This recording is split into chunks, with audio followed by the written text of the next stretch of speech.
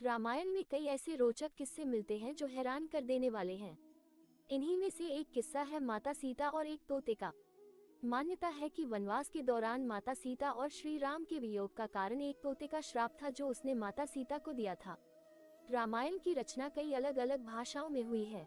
यही कारण है कि रामायण से जुड़ी कई बातें ऐसी हैं जो हैरान कर देने वाली है।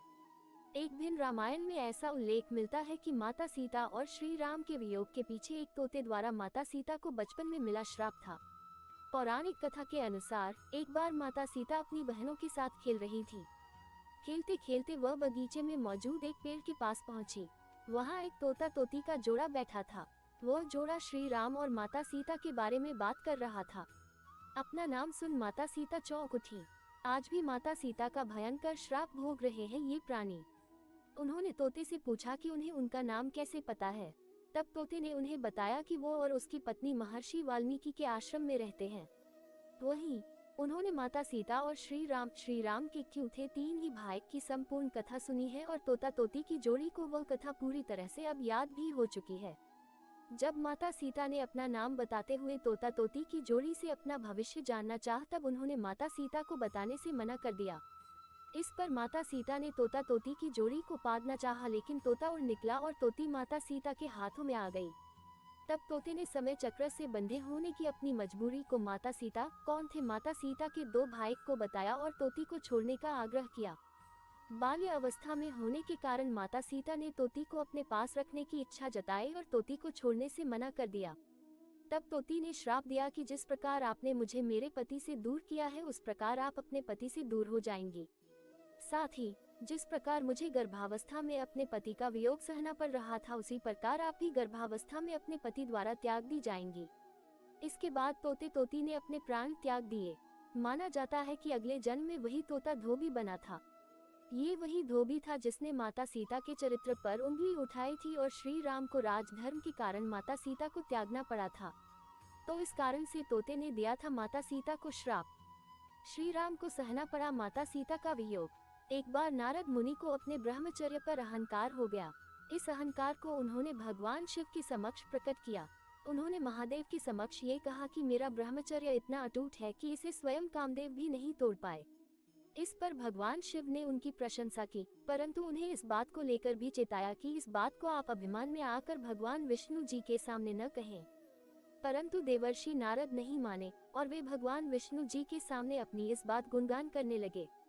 जगत के पालनहार भगवान विष्णु उनके अहंकार को समझ गए।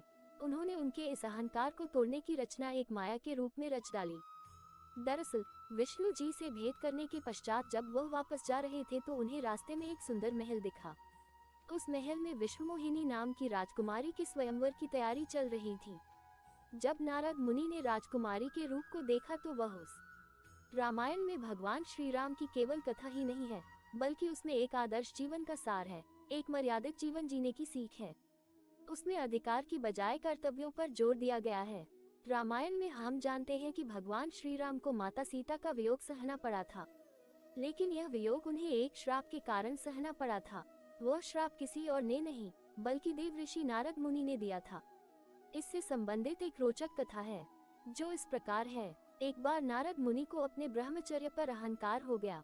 इस अहंकार को उन्होंने भगवान शिव के समक्ष प्रकट किया। उन्होंने महादेव के समक्ष ये कहा कि मेरा ब्रह्मचर्य इतना अटूट है कि इसे स्वयं कामदेव भी नहीं तोड़ पाए। इस पर भगवान शिव ने उनकी प्रशंसा की, परंतु उन्हें इस बात को लेकर भी चेताया कि इस बात को आप अभिमान में आकर भगवान विष्णु जी के सामने न कहें। परंतु देवर्षि नारद नहीं माने और वे भगवान विष्णु जी के सामने अपनी इस बात गुणगान करने लगे। जगत के पालनहार भगवान विष्णु उनके अहंकार को समझ गए। उन्होंने उनके इस अहंकार को तोड़ने की रचना एक माया के रूप में रच डाली। दरअसल विष्णु जी से भेंट करने के पश्चात जब वह वापस जा रहे थे तो उन्हें रास्ते में एक सुंदर महल दिखा।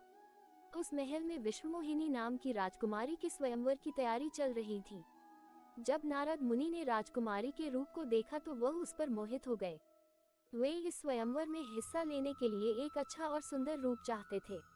इसके लिए वे भगवान विष्णु जी के पास चले गए और उन्होंने विष्णु जी से आग्रह करते हुए कहा कि हे प्रभु, मुझे हरि का रूप दे दीजिए। इस पर भगवान विष्णु जी ने कहा कि हे नारद, मैं आपको हरि का रूप तो दे दूं, लेकिन कहीं ऐसा न हो कि तुम उस रूप को लेकर पछताओ। दरअसल नारद जी नहीं जानते थे कि हरि का एक रूप वानर का भी है। अब उन्होंने वही रूप नारद को दे दिया, लेकिन इस बात से अनभिज्ञ नारद राजकुमारी विश्वमोहिनी के स्वयंवर में हिस्सा लेने पहुंच गए। जब राकुमारी वरमाला लेकर सभा में उपस्थित हुई तो नारद के बंदर वाले मुख को देखकर बेहद हंसने लगी। उनके रूप का सभा में उपहास उड़ रहा था। नारद मुनि ने सोचा कि ऐसा क्या हुआ जो लोग मुझे देखकर हंस रहे हैं और राजकुमारी मुझे वरमाला नहीं पहना रही है। तभी उस सभा में स्वयं विष्णु जी पधारे और राजकुमारी ने उन्हें अपना वर चुन लिया। अगर हमारी स्टोरीज से जुड़े आपके कुछ सवाल हैं तो वो आप हमें आर्टिकल के नीचे दिए कमेंट बॉक्स में बताएं। हम आप तक सही जानकारी पहुंचाने का प्रयास करते रहेंगे। अगर आपको ये स्टोरी अच्छी लगी है तो इसे शेयर जरूर करें।